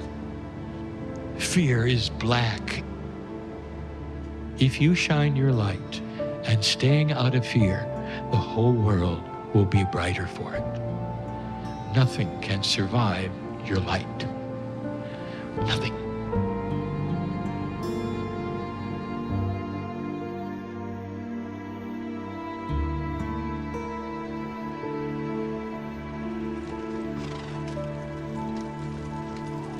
The evening is here. Not too far away is the Dead Sea. The breeze blows, the chill in the air is coming. We sit in a profound place, an ancient place. For me to give this the final message of the Israeli series. Have you ever wondered, Jew, what is the anti-Semitism about? What would create this? The conquerors would turn their eyes upon you and wipe you out, destroy the temples, or try genocide. Listen, Israeli. This is your field.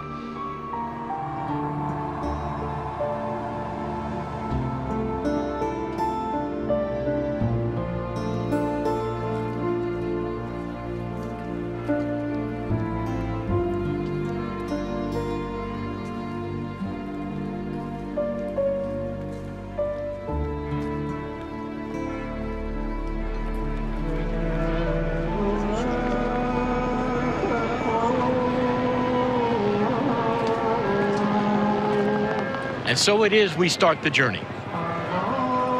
The city on the hill is where you are. This is and always has been the symbol for the new Jerusalem in a world of peace.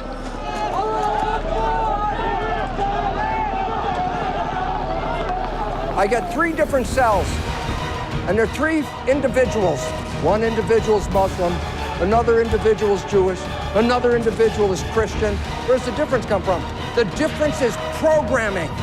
Why is it important? The source is the same.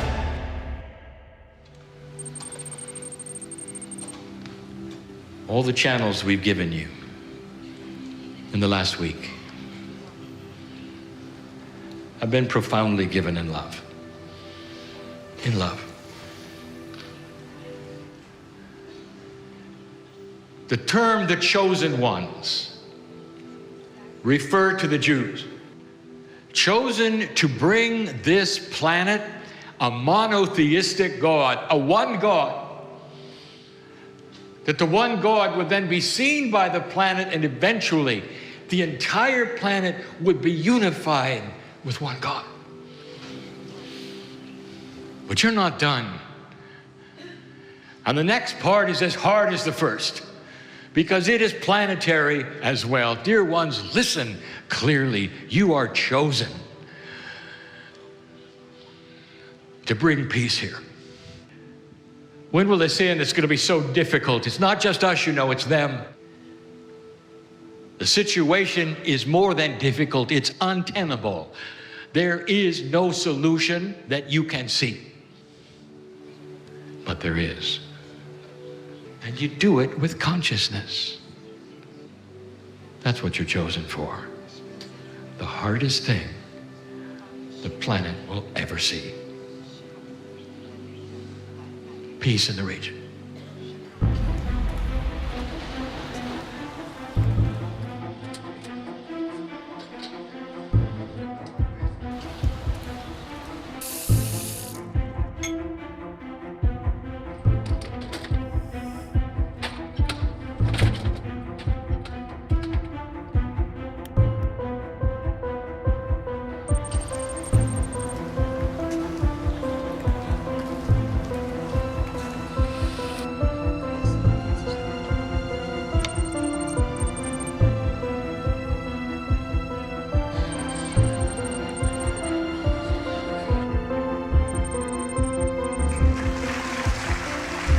ערב טוב לכולם. עשרות אלפי אנשים עומדים להצטרף לנו ממש בעוד 10 דקות. כל העולם, מעיראק, מאיראן, ממרוקו, ברזיל, פיליפינים, ארצות הברית, איפה לא? כולם עם כוונה אחת. כולם מעני מושתרק. שלום במזרח התיכון. סלאם בשרק אל-אוסט. דוקטור בהדורי מאינדיה, מהודו, מבקש לברך אותנו. Good wishes to you and to everyone. Blessings and love to Israel and all surrounding countries. God bless you all. Is Jerusalem on? Jerusalem is on. there. Yes. Hi, Jerusalem. We have people from so many different countries. Saudi Arabia. Yes, there they are. We've got the UAE. We've got Abu Dhabi. Let's see you. And we've got Tunisia from Saffras. We've got Bahrain. We've got Kuwait City. We have Jordan. Amen. Yeah. Oh, the loud ones from Jordan. And we've got Oman, Muscat. So we have people from all over the Middle East coming together, Arabs and Israelis, for a historic event. And we also have many thousands of people from all over the world participating on YouTube. One of the people responsible for this event is Dr. Salah Al-Rashed. And thanks to him, we are broadcasting in Southern England in Smartway Studio. So are you ready to begin now, everybody? एक चिंतन करिए कि एक स्वर्णिम आभा इस पृथ्वी पे चारों ओर फैल रही है.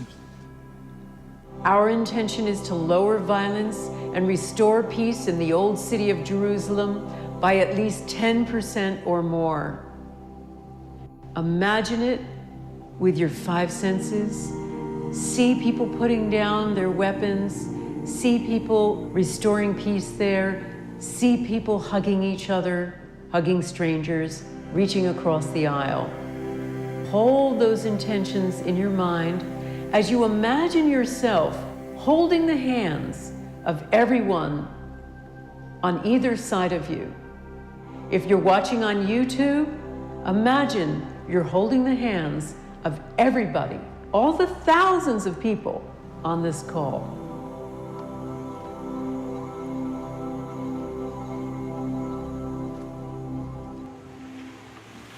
Can you feel the connection?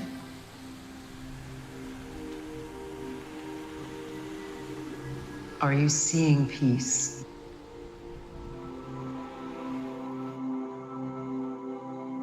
In your own time, open up your eyes and come on back into the room.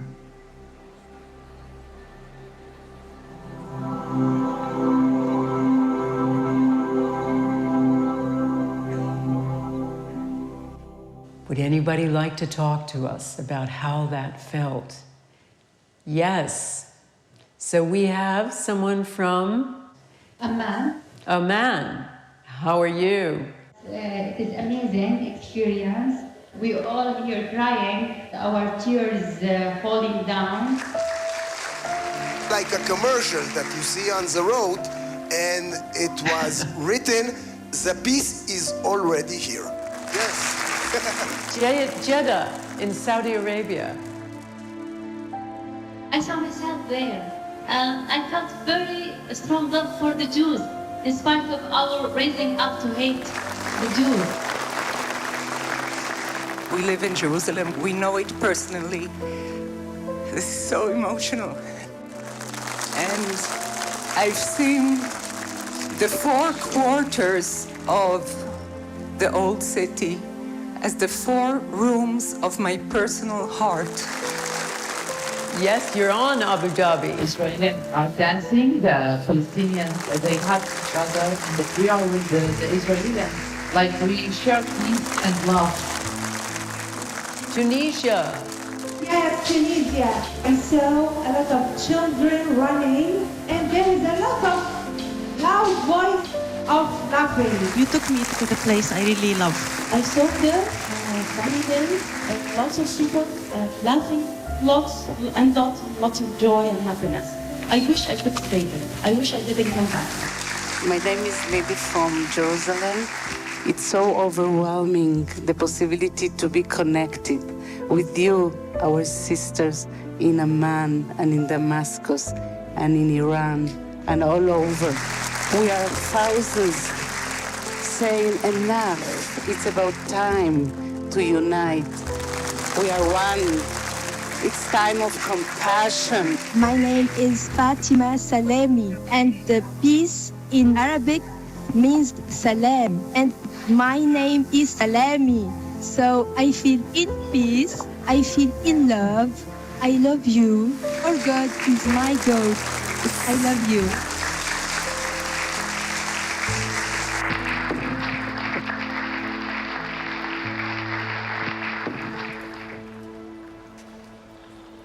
I was unable to come here, so I asked my son to come to Jerusalem and to have this measurement. It's a moment when signal increased, it was at Jaffa Gate, and it was after people finished meditation. There is no war between us. There is only love. Number one, it was beginning of the experiment. But then after they had this collective meditation, it increased tremendously, really big difference. And number three, it is same place, but measured a year before, but it's very unstable signal. It means that under the influence of collective meditation of people, we have balancing of environment.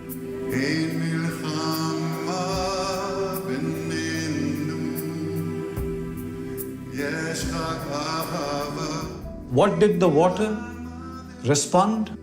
We had 5 sets of readings. Baseline, the water that just comes out of the tap. You had expansion, a contraction, bigger expansion, shrinking again. Inconsistency. The meditation began, suddenly up, suddenly down, suddenly shooting up and going down.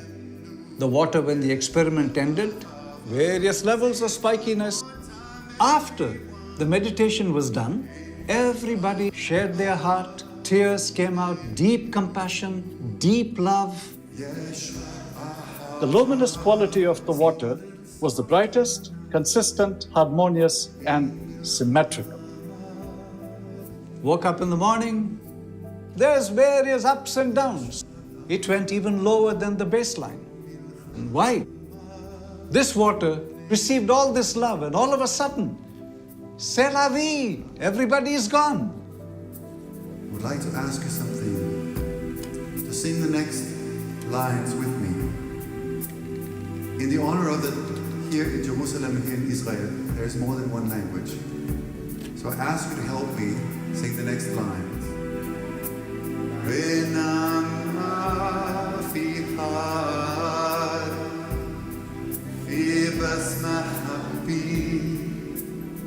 Sing it again.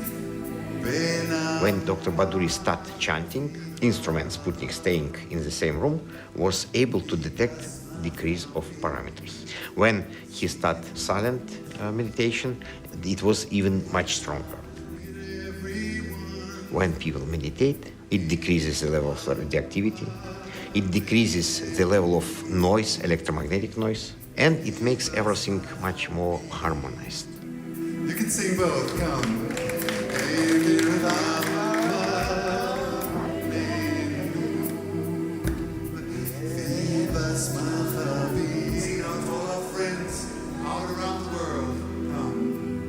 We looked at the data. It consists of 32 instruments placed all around the world, mostly Europe and America, but some in Australia, some in Japan. And you can see in this case, very characteristic trend exactly during the event itself. What your work does that's so amazing is Western mind needs proof. When we do the statistics, we gradually gather 500 experiments into one composite database. And when we look at the statistics for that, the departure from what's expected for random number generators is what the physicists call 7 sigma. The chance of that happening is 1 in a trillion. It's basically a way of saying that we're pretty sure there's an effect. The charts and the graphs can show the field is real. It exists. I want to take you the rest of the way. You look into the eyes of the infant for the first time. What do you say? Mom, what could you say? What could you say? I'm going to be with you all your lives. I'm going to protect you. I'm going to love you. There is no measure to this. There's no measure. Emerging from you, life, put on your chest, open its eyes, and there he or she is. Oh. The scientists can't go there with the charts and the graphs and all that they have, but I can, you see. You came for science, you're getting love. And then you find out that love may be a complement of science. That's why I came. Perhaps that's why you came too.